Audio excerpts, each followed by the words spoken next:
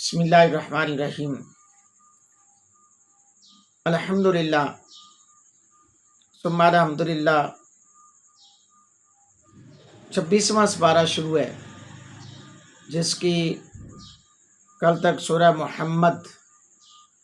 مکمل ہوئی۔ آج سورۃ الفتح سے آغاز کروں گا۔ سورت نمبر 48، قرآن کریم فرقان حمید، اللہ کی لا ریب بے عیب کتاب کو سماعت فرمائیں، لائک کریں، کمنٹس دیں، فالو کریں، شیئر کریں، سبسکرائب کریں، ثواب حاصل کریں۔ اللہ تعالیٰ ہم سب کا حامی و ناصر ہو۔ میری یہ دلی خواہش تھی اور دلی خواہش ہے کہ قرآن پاک جو ہے ٹک ٹاک پر، یوٹیوب پر میں مکمل سناؤں، تو اللہ کے فضل و کرم سے 26واں پارہ جاری و ساری ہے۔ دعا کیجئے اللہ تعالیٰ استقامت عطا فرمائے، دعا کیجئے کہ زندگی وفا کرے تاکہ یہ قرآن کریم مکمل ہو سکے۔ جہاں آپ اس لیے اپنے لہو لعب یا مذاق یا الٹی سیدھی باتیں کرتے ہیں تاکہ ہمیں فالورز ملیں، لائکس ملیں، کمنٹس ملیں، لیکن یہ ایک بات ذہن میں رکھ لیں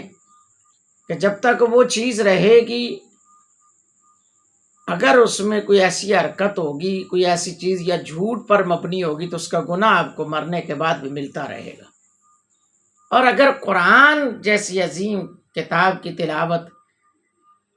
رہے گی تو اس کا ثواب ملتا رہے گا۔ نیکی کی غرض سے چینل کا حصہ بنے، بس ثواب کی غرض سے چینل کا حصہ بنے۔ اللہ تعالیٰ ہم سب کا حامی و ناصر ہو۔ بسم اللہ الرحمن الرحیم۔ انا فتحنا لك فتحا مبینا لیغفر لك اللہ ما تقدم من ذنبك وما تأخر ويتم نعمته عليك ويهديك صراطا مستقيما وينصرك الله نصرا عزيزا هو الذي أنزل السكينة في قلوب المؤمنين ليزدادوا إيمانا مع إيمانهم ولله جنود السماوات والأرض وكان الله عليما حكيما ليدخل المؤمنين والمؤمنات جنات تجري من تحتها الأنهار خالدين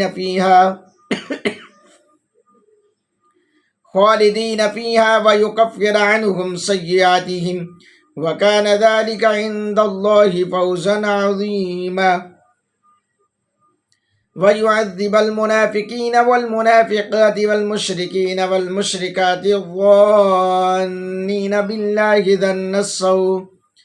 عليهم دائرة السوء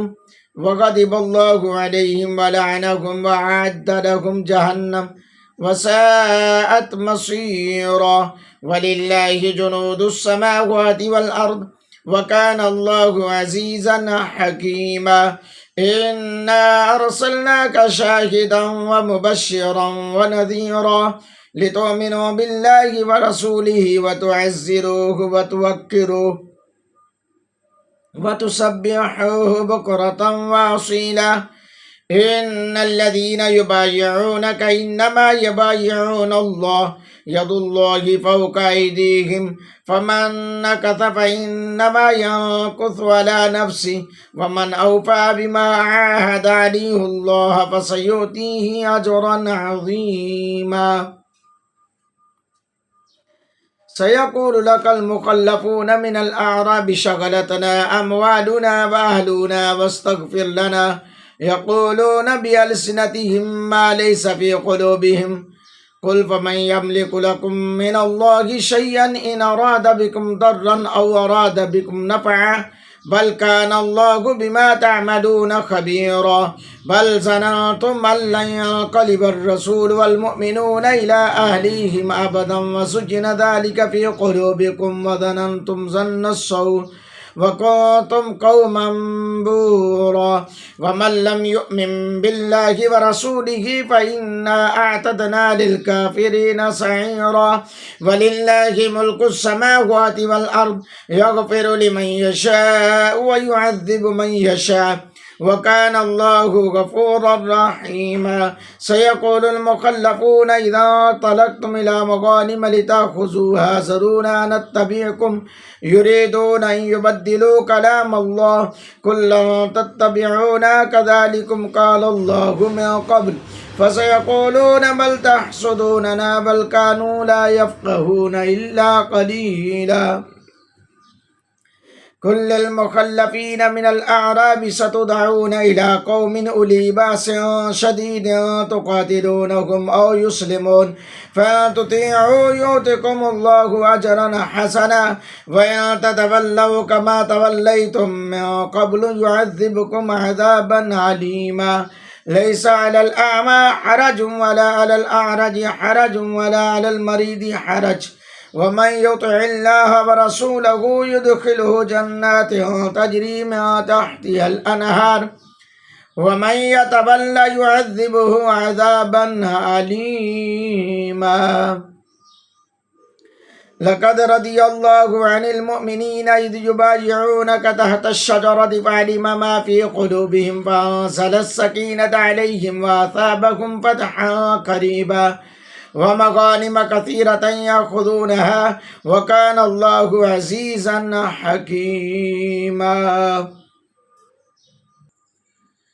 وعدكم الله مغانم كثيرة تأخذونها فعجل لكم هذه وكف أيدي الناس عنكم ولتكون آية للمؤمنين ويهديكم صراطا مستقيما وأخرى لم تقدروا عليها قد أحاط الله بها وكان الله على كل شيء قديرا ولو قاتلكم الذين كفروا لولوا الأدبار ثم لا يجدون وليا ولا نصيرا سنة الله التي قد خلت من قبل ولا تجد لسنة الله تبديلا وهو الذي يكف أيديكم عنكم وأيديكم عنهم ببطن مكة من بعد أن أظفركم عليهم وكان الله بما تعملون بصيرا هم الذين كفروا وصدوكم عن المسجد الحرام والهدي معكوفا أن يبلغ محله ولولا رجال مؤمنون ونساء مؤمنات لم تعلموهم أن تطعوهم فتصيبكم منهم معرة بغير علم ليدخل الله في رحمته من يشاء لو تزيلوا لعذبنا الذين كفروا منهم عذابا عليما إذ جعل الذين كفروا في قلوبهم الحمية حمية الجاهلية فأنزل الله سكينته على رسوله وعلى المؤمنين وألزمهم كلمة التقوى وكانوا أحق بها وأهلها وكان الله بكل شيء عليما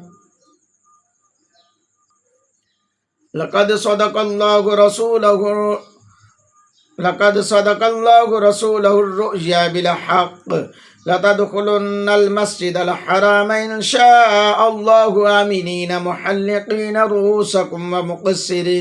ومقصرين لا تخافون فعلم ما لم تعلموا فجعل من دون ذلك فتحا قريبا هو الذي أرسل رسوله بالهدى ودين الحق ليظهره على الدين كله وكفى بالله شهيدا محمد رسول الله والذين معه أشداء على الكفار رحماء بينهم تراهم ركعا سجدا يبتغون فضلا من الله ورضوانا سيماهم في وجوههم من أثر السجود